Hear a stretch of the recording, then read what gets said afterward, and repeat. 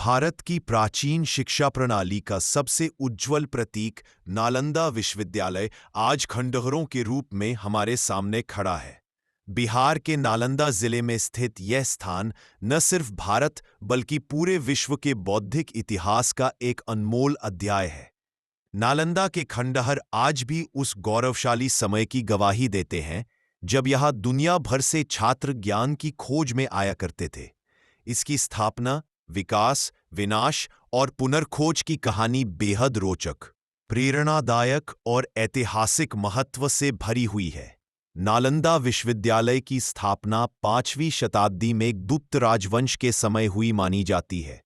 गुप्त काल को भारत का स्वर्ण युग कहा जाता है और इसी दौरान शिक्षा, कला, साहित्य व विज्ञान का अभूतपूर्व विकास हुआ।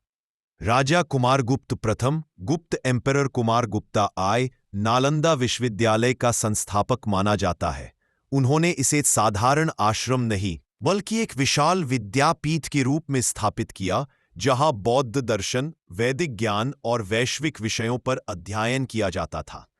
नालंदा शब्द का अर्थ है ना अलम्द, यानी ज्ञान देने में कभी न रुकने वाला। इसी कारण यह स्थान आने वाले कई वर्षों तक शिक्षा का सूर्य बना रहा।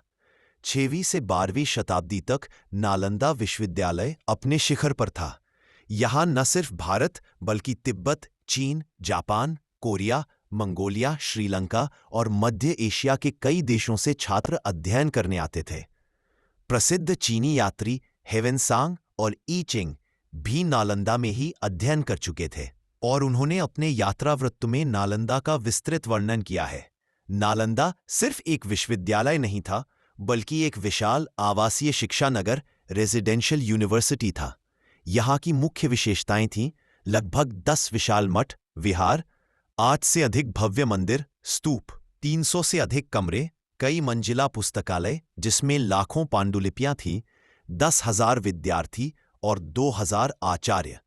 प्रवेश परीक्षा अत्यंत कठिन थी, केवल 20-30% विद्यार्थियों को ही प्रवेश मिलता था। यहाँ दर्शनशास्त्र, व्याकरण, गणित, चिकित्सा, खगोल, साहित्य, राजनीति, तर्कशास्त्र, ध्यान, योग, आयुर्वेद, संस्कृत, पाली, बौद्ध धर्म आदि विषय पढ़ाए जाते थे। यह विश्व का पहला विश्वविद्यालय था जहाँ आवास, भोजन, शिक्षा सब निःशुल्क थे। अनुसंधान, रिसर्च को प्रमुखता दी जाती थी। अंतर्राष्ट्रीय छात्र पढ़ने आते थे।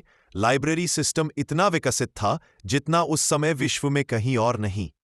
नालंदा की लाइब्रेरी दुनिया की सबसे समृद्ध पुस्तकालयों में से एक मानी जाती थी। इसे 3 भागों में विभाजित किया गया था। 1 रत्नसागर, 2 रत्नदाधी, रत्नरंजक। यहाँ संस्कृत, पाली, तिब्बती, चीनी, फारसी लिपिक रूपों में हजारों विषयों पर लाखों पुस्तकें रखी हुई थीं। कहा जाता है कि इस पुस्तकालय में इतनी पांडुलिपियां थीं कि जलने में कई महीने लग गए थे। 12वीं शताब्दी में भारत लगातार विदेशी आक्रमणों का सामना कर रहा था। करीब 1193 ईस्वी में तुर्क आक्रमणकारी बख्तियार खिलजी ने नालंदा पर हमला कर दिया। बख्तियार खिलजी को यह समझ नहीं आया कि यहाँ युद्ध की सामग्री नहीं बल्कि शिक्षा और धर्म का केंद्र है।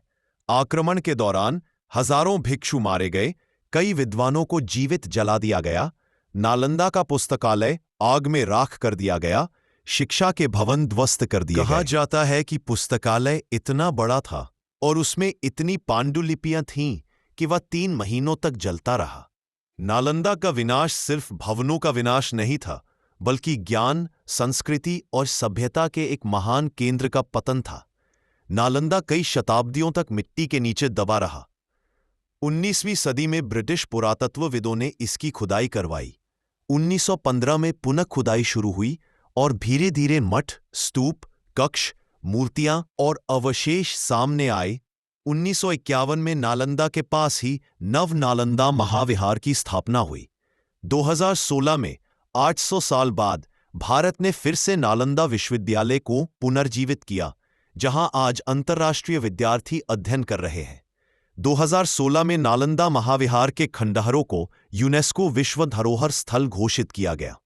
आज ये भारत की सबसे महत्वपूर्ण ऐतिहासिक जगहों में से एक है, जहां हर साल लाखों लोग आते हैं। नालंदा केवल ईंट पत्थर का खंडहर नहीं है, यह है भारत के बौद्धिक गौरव का प्रतीक, शिक्षा और ज्ञान का विश्व केंद्र, अद्भुत वास्तुकला का उदाहरण, भारत की बहुलता, सहिष्णुता और शोध संस्कृति का प्रतीक, विश्व में विश्वविद्यालय प्रणाली का जन्मस्थान नालंदा बताता है कि ज्ञान का केंद्र कितना विशाल, व्यवस्थित और उन्नत हो सकता है। यह हमें याद दिलाता है कि जब दुनिया अंधकार में थी, तब भारत ज्ञान का दीप जला रहा था। नालंदा का इतिहास न केवल भूतकाल की कहानी है, बल्कि यह भविष्य के लिए प्रेरणा भी है। ये एक ऐसा स्थल है जो बताता है कि शिक्षा, अनुसंधान और ज्ञान कितना शक्तिशाली हो सकता है। आज ये खंडहर भारत और विश्व को यह संदेश देते हैं कि ज्ञान कभी मिटता नहीं, वह समय समय पर पुनर्जीवित होकर दुनिया को रोशन करता है। अगर वीडियो अच्छा लगा हो, चैनल को लाइक, सब्सक्राइब और कमेंट करें।